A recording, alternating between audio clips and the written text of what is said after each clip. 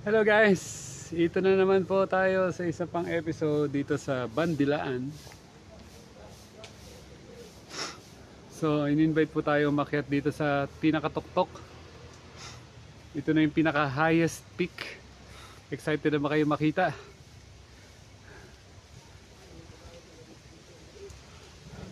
So, ito ang daan. Sabi nila 150 steps. Hindi ko naman binilang. Nandito tayo sa ika 100 siguro. Okay, ilang steps na lang. Andun na tayo. Enjoy the view mga friends. Lagi lang tayong buhay sakto. Andito tayo ngayon sa Siquijor Bandilahan Nature Park. Huwag kalimutan, punta po kayo sa Luntiang Diwang. Hanapin niyo po yun sa Facebook.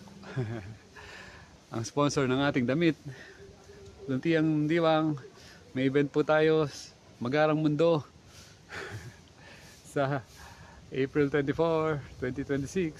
Okay, akit na tayo.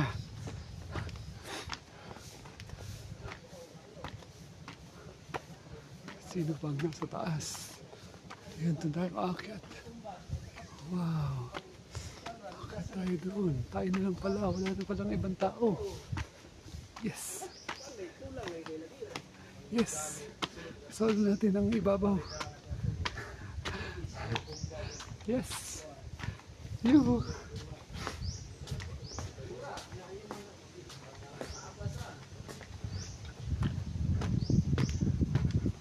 This is it.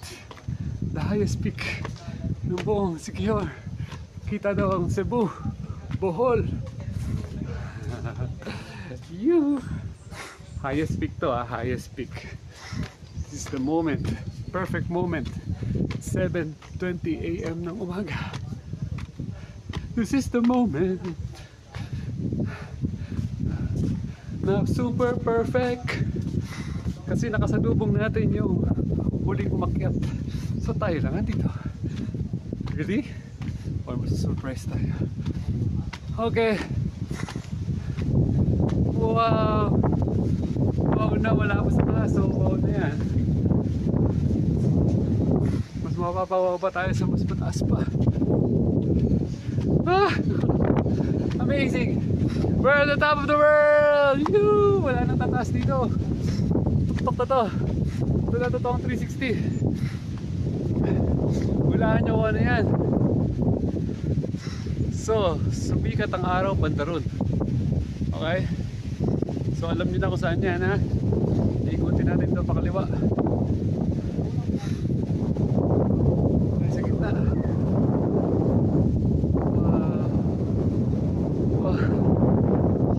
This is it! The moment! The best moment on Siquijor Bandilahan Nature Park. Napuntahan po natin to nang wala ang gastos kasi po tayo ay pumadyak mula kaninang alas 5. Wow, what a perfect day. So dyan po umakyat ang araw, tapos nag-ano siya, nag-glare siya sa baba ng dagat. Yeah. Yuhuu! Yahoo! Perfect! This is it. Okay, relax muna tayo dito. Tapos natin yung ating super vlog na 9 minutes. So, what do you do when you're on the top of the mountain? So, naalala ko to sa seminar na inatinan ko. Lagi tayo nag-aspire. Let's go to the mountain, to the top of the mountain. Habang umakit ka sa bundok, naalala mo yung mga emosyon. Parang mahirap. Yung utak natin lagi sinasabi, parang mahirap.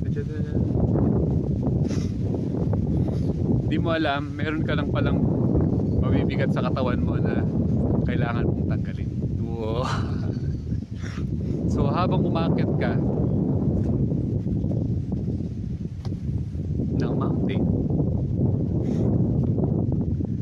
ang pinakamabilis paano makakit ka is tanggalin yung mga nagpapabigat sa'yo. Ano ba ang nagpapabigat sa atin para makuha natin ang ating goals? it's time mas share ko sa inyo yung ating bago na download sa ating meditation. Meron po tayong tinatawag na 4 attachments in life. Kalahin mo, dito pa natin binigay sa top of the mountain. Gusto nyo po tanggalin lahat yung ating mga 4 attachment para mawala tayo ng baggages in life. Number 1 starts with letter T, means treasures. Akala kasi ng karamihan, maraming tao, makukuha ang kaligayahan sa iba't ibang mga bagay na nakukuha sa life, tulad ng mga lahat ng mga tangible things. Okay. Pero kung you think deeper, pag nakuha mo na yung bagay na yun na gusto mo makuha, tapos na. Ayun lang pala yun. Okay. Kumbaga yung desire, yung binili mong paborito, maya maya nakakalat na lang yan dyan, hindi mo na gusto. Okay. Ang dami pong nakakahadlang sa ating pagkuha ng ating goals dahil nga nakahadlang yung ating mga iba't ibang mga treasures. Para ma-discuss ko yan ng more, gagawan ko yan ng sariling topic. Okay? Pero gusto kong malaman niyo lahat yung 4 na. And gawa rin kayo ng sarili nyong list. Ano yung mga treasures na humahadlang sa'yo sa iyong pagkuha at pag-goal na pagiging happy. Ano ba ang goal? Ang goal is to be happy, to be peaceful, and magkaroon ng total liberation. Total liberation is yung walang katapusang liberty. Kalayaan. Okay? So, unang attachment is treasures. Number 2 is relationships. Ha? Bakit relationship? Eh, di ba yun nga yung if you think ang dami mo na sanang nagawa sa buhay kung you decided na decide mo siya alone. Ang nangyari, ang tao hindi siya makadecide kasi nga mayroon siyang kinoconsider lagi na relationship, tulad ng alam mo na yun. Iba't ibang relasyon, iba't ibang klaseng relasyon. So pansinin mo yung mga matagal na sa relasyon tapos biglang nagkaroon ng freedom, napahiwalay, tulad natin. Biglang nagkakaroon ng awakening na wow, ang dami ko palang pwedeng gawin. Ayan na, sumikat na yung araw sa mukha ko.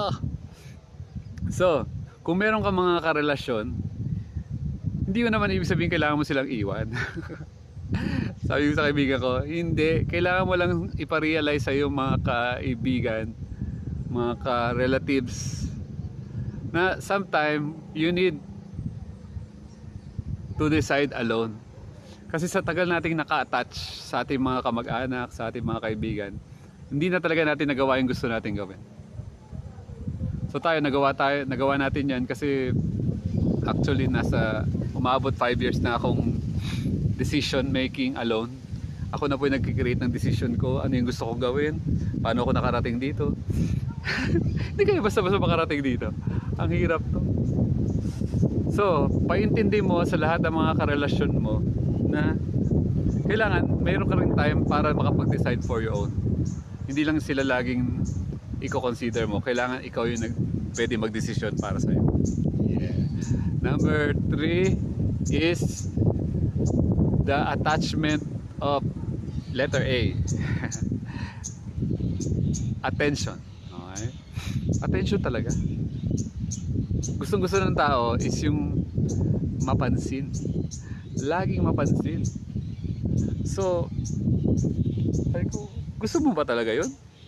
Alam mo, na-realize ko yung mga artista, dahil nga public figure na sila, feeling ko ayaw na nila ng attention. Kasi namamasyal sila, pinagkakaguluhan. Kaya nga ako parang ayoko na talaga. Ayoko na talaga. Though wala namang opportunity. Pero parang feeling ko iba pa rin yung you are hindi ka kilala kasi pwede kang mamasyal nang walang pumapansin sa'yo. Hindi mo yung mga tao na akala mo parang magiging masaya ka sa dami yung mapapansin, ayun pala hindi siya totoo.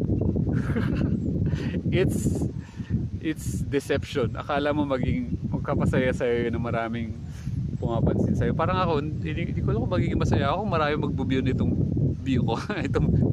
Gusto ko lang naman sabihin lahat ng mga idea, mga natututunan ko sa buhay ko. So, wag po kayong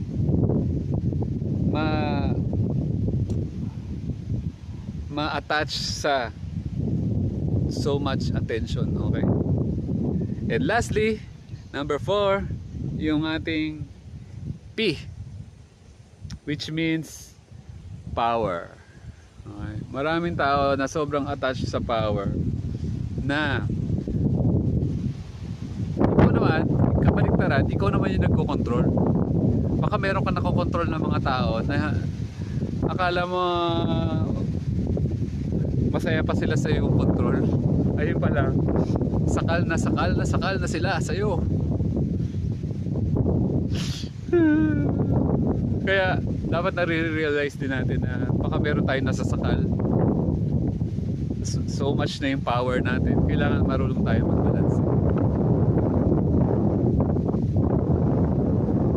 Ayun, masaya ako dahil alone ako ngayon. Wala akong napapower trip. Meron paminsan-minsan. Pero iwasan natin dyan kasi feeling ko pag na-reach mo rin yung tagatog ng pagiging powerful, hindi na rin siya ganun ka really important pagdating ng future. So when you spell it T-R-A-P, it's setting you to a trap. Okay, so patapos na po yung video natin. Sana na-realize mo, isulat mo lahat ng pwede nagtatrap sa'yo sa pamagitan ng 4 na yan. Okay, I love you all. Dito nagtatapos ang ating vlog kasi 12:28 seconds na.